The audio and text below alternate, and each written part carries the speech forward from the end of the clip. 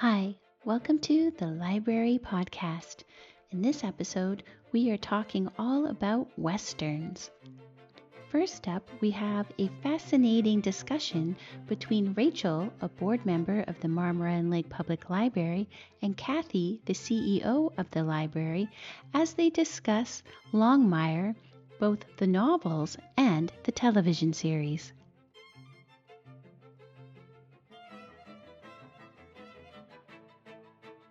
I'm here today with Rachel Corbett. Rachel is a member of our board. She helps out as a volunteer, and she's donating a pile of books to the library by one of her favorite authors. Hello, Rachel. Hello, Kathy. Hello, listeners. So, Rachel and I are here today because we both have a passion for Longmire. Longmire, written by Craig Johnson, is a fabulous series. Now, I haven't read the books, so I have the opportunity to learn about the books today, but I've watched the TV series many times, and Rachel has read almost all the books and has watched the series more than once, too. It's great, and it's great to have a chance to sit here and share our passion. Thanks a lot, Kathy. Just maybe before you jump into your main questions, I thought I'd add just one or two things, which is that I have two siblings who live in Wyoming, which is where these stories occur, and it has given me a really neat opportunity to know a lot about the landscape, about the people, the places, the culture, and everything in which these stories occur. So I think that does probably intrigue me a little more, both in the TV series and in the books, because I'm reading about a place that I know fairly well. And you mentioned earlier when we were talking that Wyoming, where it's set, has the smallest population of any state in the United States, and the setting is in the county with the lowest population. Uh, yes, well, we'll get into who the characters are, but this story all takes place in the least populated county in the least populated state of the nation. And well, I'll get a bit ahead of Kathy. Our main character is a man named Walt Longmire, and he is a county sheriff. So, just back to Wyoming for a minute. When Craig Johnson wrote the first book, he saw it as a standalone. And after he finished it, he kind of went into a period of mourning with the loss of characters. Anyway, it's all about the setting here because his publisher said to him, "We really like this. We want more." And he said, "How can I possibly give you more when there are so few characters to deal with? And how can people keep being killed if there's so few people?" Yeah, that's kind of the funny thing. I mean, the author acknowledges that in this fictional county, which is actually like a real county, it's called Absaroka County, you can't have a murder every year or every month or whenever these books take place because there are just too few people there. So while a few of the stories revolve around violent crime like that, many others do not. And that's just realistic in this place. Can I say one or two other things about Wyoming, which is very different from where we are here in southern and eastern Ontario? Wyoming is kind of a paradigm in a way because it is a very conservative state. It is a very Republican state. It is a red state for sure. But at the same time, people are really surprised to learn that Wyoming, for all of its conservative values, was the first state in the nation, in America, to grant women the vote. That's a fact that blows a lot of people away. And I think what it speaks to is that, you know, people in early Wyoming recognized that women were essential to survival on the wild frontier. And also, the only way to get to the California gold fields, the gold rush of California, was to travel through Wyoming. And you were traveling on something called the Bloody Bozeman Trail. And Wyoming was a land that was very hostile to early settlers. And so, it was a rough and tough place. And I think they recognized that women deserve some credit for everything that they had done to bring Wyoming into the modern age. Okay, let's try backtracking now. So you've watched the series, you've read the books. I want to hear which do you like? Can you like one better than the other? I think my natural tendency is to always like a book better than what's on film. You can just put so much more in a written story. Characters can be fleshed out so much more.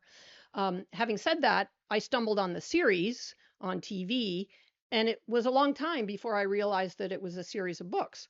And so I also found the series visually stunning. The characters, I think, are very well cast. The stories are lovely. And so, I like them both, but I'm really have really dug my, really dug my tentacles into the books. I haven't read them all. I think they're about 20, 21, 22. 21 or In 22. 2026, there'll be 22. I donated the first 12 to the library, and now I'm in about book number 15, I think. And I just know I have a lot of great reading ahead of me. That's great. Okay, so Walt Longmire is a sheriff in a small town that covers a lot of territory. He's recently lost his wife and he's just kind of almost ready to get back into life again. Not quite, but he's ready to try. And the other characters, there's a few main characters. Um, so I personally love Longmire. He's my favorite character.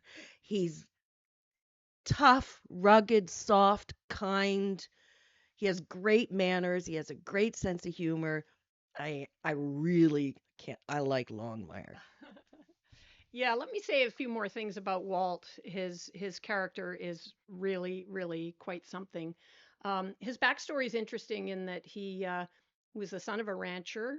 Again, we're talking about a fictional character, but I feel like he's real. Like Walt in my world is like a real guy, and I've got my eye out for Walt all the time. And I think, what would Walt do in this situation? So he's interesting because, as Kathy has said, he's rugged and macho. He's 6'5" and 260 pounds. He's a big, strong man, but he's also gentle and soft spoken. A man of few words, his favorites being yep and howdy. But when he does speak more, which he often does, he is extremely articulate and thoughtful. What I love about the character is that, as Kathy has mentioned, he's educated, he's articulate, he'll quote Shakespeare. He can be rough and tough, but he's also extremely polite, uh, respectful. He is so respectful of minorities, of women, of anyone who's different, of anyone who doesn't fit in, anyone who is vulnerable. And he also has very, very close ties to the native communities that are located within and adjacent to his county, and those are both the Crow Nation and the Northern Cheyenne Nation. And in fact, that is through all of the books, is that relationship that he has. Thank you. And there's two other main characters that are in the entire television series. One is Vic, his incredibly beautiful, fun deputy sheriff, and the other is his best friend, played by in the TV show by Lou Diamond Phillips. And he's a bartender, and he's a really interesting bridge because he is indigenous and he helps Longmire find his way between the two cultures. Yeah, those are the three main characters. And sometimes people ask, sort of, how are the books different from, well, Kathy has asked, are the books and the TV series different? And in certain ways they are, because in the book you can really flesh out the characters much further.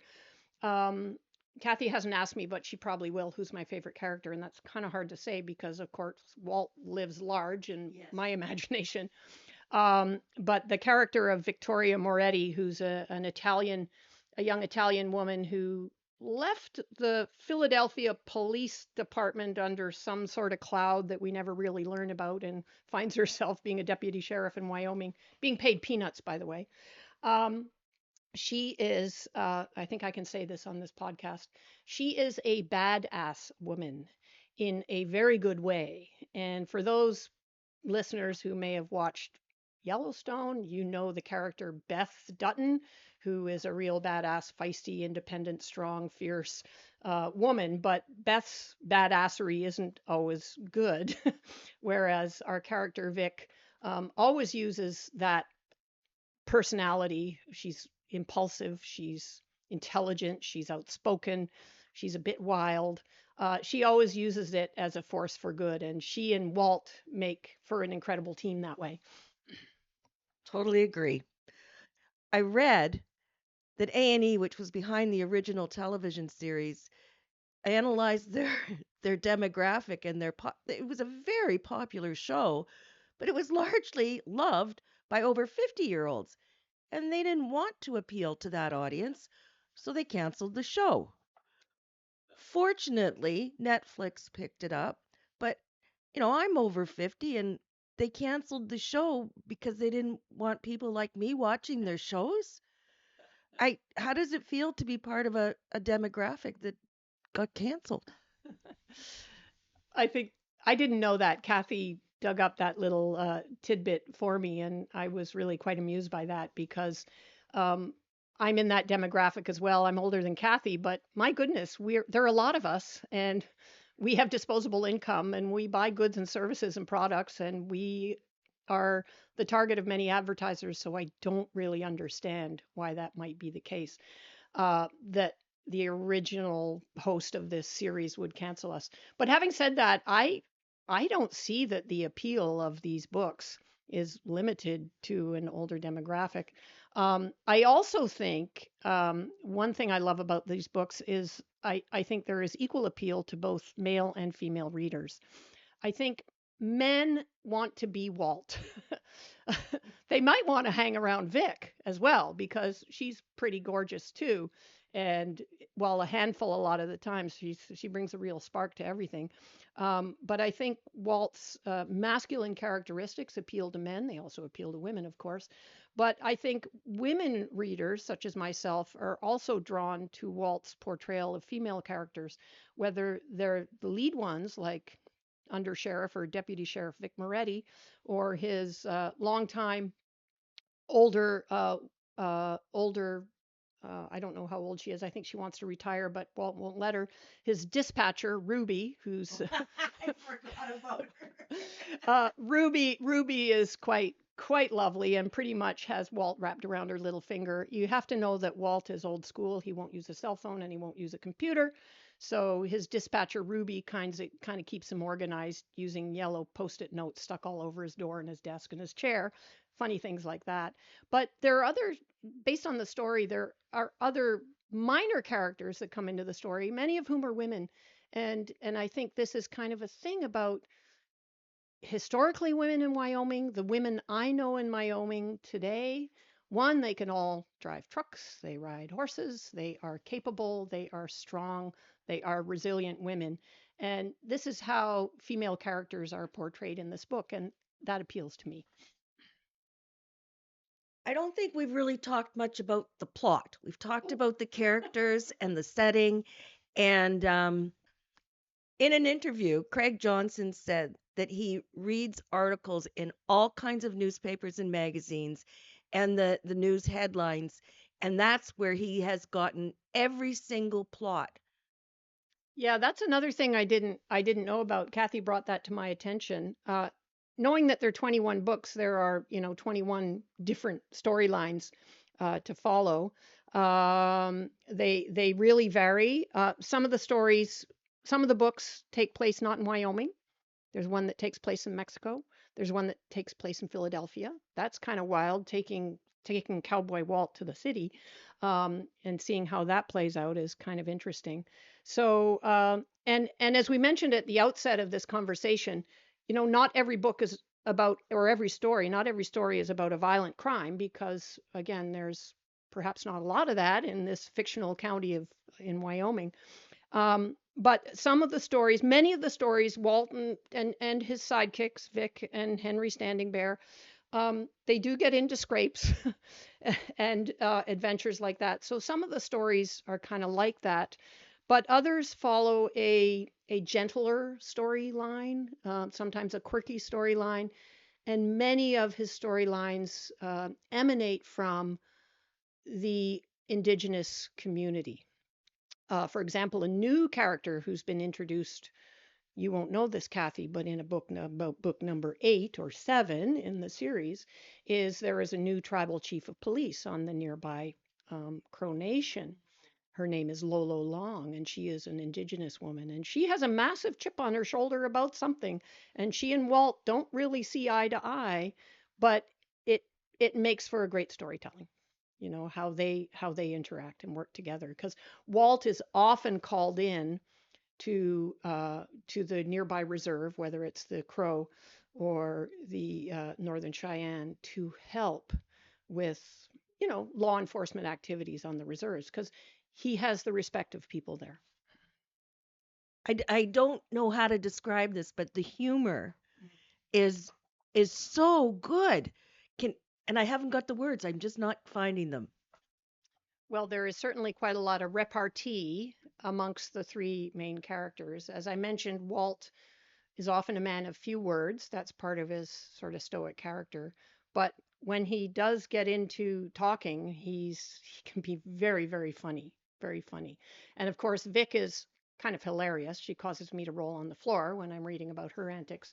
And Henry Standing Bear is sort of the strong, silent native, the deadpan native stuff, native guy, and very profound um, thinker, and sometimes has very little to say, but when he does speak, it's for a good reason, and we all listen to what he has to say.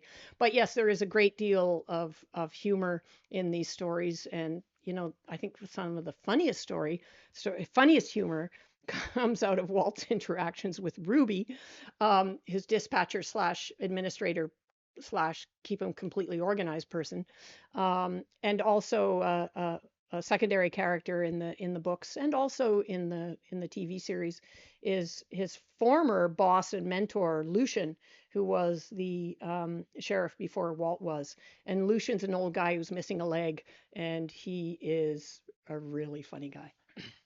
Okay, well, I didn't see him in the TV series. So I'm hearing, Rachel, I'm hearing you talk about these things that are not in the TV series. And so you're really making me want to read the books now because of all the elements you've mentioned, in particular the depth of the characters who are not static. Well, some, but not really. They're really developing and finding themselves. And I think the way Craig Johnson writes, and I think he achieves this. He manages to sit in the chair of each character and wear their hat and portray them in a true manner. There's character consistency, and it's just, he really, really, it's not one dimensional. Oh, Oh, definitely that's the case. The characters do really evolve over the course of the stories. We learn more and more about their, as I've mentioned, their backstory. I would also mention that what you don't see in the TV series is there is a frisson of romance through the stories, and I'm not going to spill any beans, but it does make the books really, really interesting, and it certainly adds a spark to Walt's character in terms of how that plays out. Um, so yeah, the sitting in the chairs of all the characters, they're all lovely. They're all seem so real to me. I guess as I'm talking, I feel like I know all these people, and I'm looking forward to spending, next couple of years reading more about them. Is there anything, like, I really need to read the books. I know that now. But is there anything else you want to share with the audience? Because I can tell this series has really, really appealed to you. Okay. Leading up to this conversation, Kathy and I had some discussions about Walt Longmire and these books, and there were a few other points that I did want to convey. Um, I may give the impression that Walt is perfect, but Walt is not perfect. Walt is a human being, as we all are, and and uh, and I think two of his major failings. Um, One, he almost never waits for backup. This always gets him into trouble, both physically and otherwise. He's quite scarred and beaten up over the course of over the course of his career. That's one thing. But I think the other thing that makes Walt fascinating to me, and maybe to other readers, is he's emotionally quite closed. Now that's kind of a guy thing, right? But the thing is, when he does let those walls down, it makes for extraordinary reading and storytelling because he does from time to time, and that just is worth everything. Is a great reward as a reader. Um, a couple other things I just wanted to mention. I'm very familiar with, these are maybe technicalities that people don't care about, but I'm always interested where things are filmed. The Netflix series that's now on Paramount, and it's 6 seasons, I think. Yeah, so done and done. There's not going to be any more, but there will be more books, thank goodness. Um, the series is filmed in New Mexico, which might be my what I consider to be one of the most beautiful states in the United States. So it's filmed there. But the fictional town where it's supposed to be is actually a real town called Buffalo, Wyoming, which is kind of near Sheridan, and it's in the foothills of the Bighorn Mountains. And I've been to Buffalo many times. It's a real place, and the stories feature, real landmarks, etc., in that real place. And Buffalo, Wyoming has some funny history, and some of those little quirks are picked up in the stories. Can I tell about the airplane? Yeah, yeah. So the book I just finished, can't remember the title, but I think it was number 14, makes a few little references to actually a real thing that happened in Buffalo, Wyoming. A major airline company was decommissioning a jetliner, and so what they were doing was they were going to fly it back to a place, Buffalo, New York, where it was going to be taken apart and scrapped or do whatever you do with an old jetliner. However, the pilot they put in charge of flying to Buffalo, New York, must have been off his meds or on some drugs or something, because he ended up flying this jetliner to Buffalo, Wyoming, which has a little airport. And he managed to land the thing and smack into sagebrush and all that and some trees. No, there aren't any trees there. And of course, they then couldn't get the plane back up in the air to get to where it was supposed to be across the country. And they sort of had to scrap the plane in Buffalo, Wyoming. So, which is just a funny story, and it's hinted at in as you're reading one of the books. There's little quirks like that. Um, Anyway, I just sort of to wrap up, I miss Wyoming. Not that I want to live there, but I haven't visited in a while. It is certainly very different than here. Anyway, I encourage listeners to check out the books. They're right here front and center in the library. The author is Craig Johnson. He lives in a place called Ucross, Wyoming, population 25. Thanks so much, Rachel.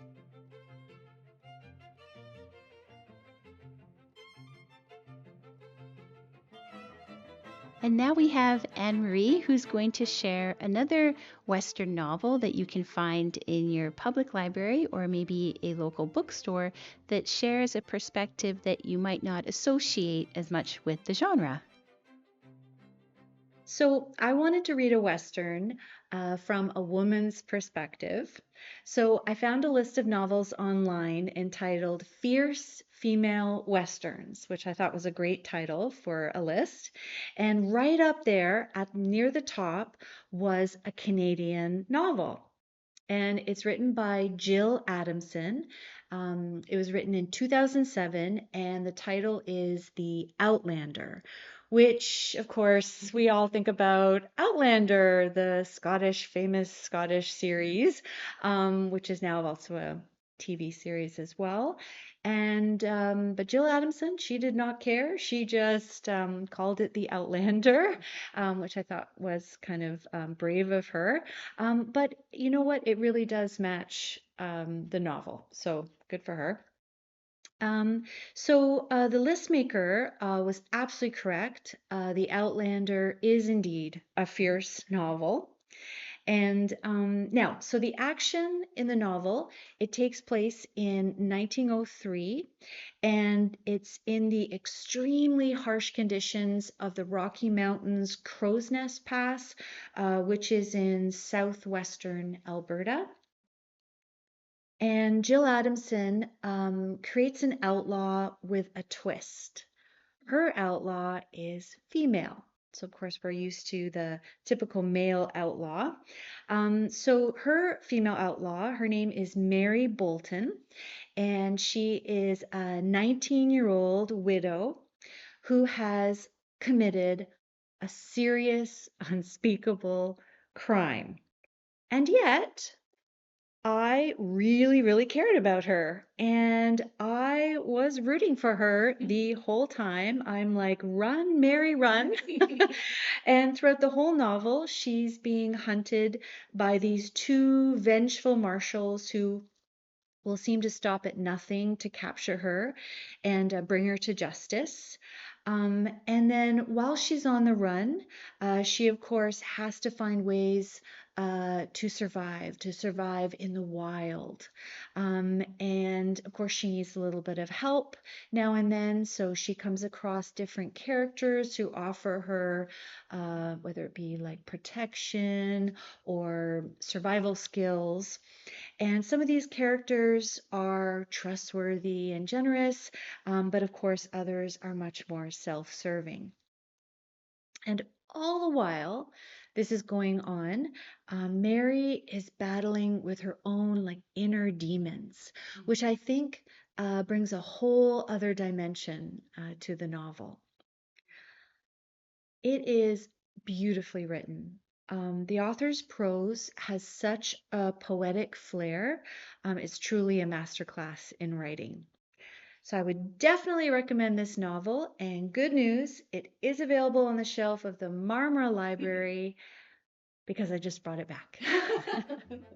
Oh, that's great. That's great. Thanks so much for the recommendation.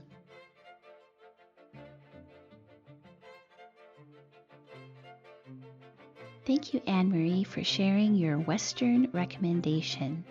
The books you've heard discussed on this episode of To the Library podcast are the Longmire series novels by Craig Johnson and The Outlander by Jill Adamson. Thanks so much for spending time with To the Library podcast.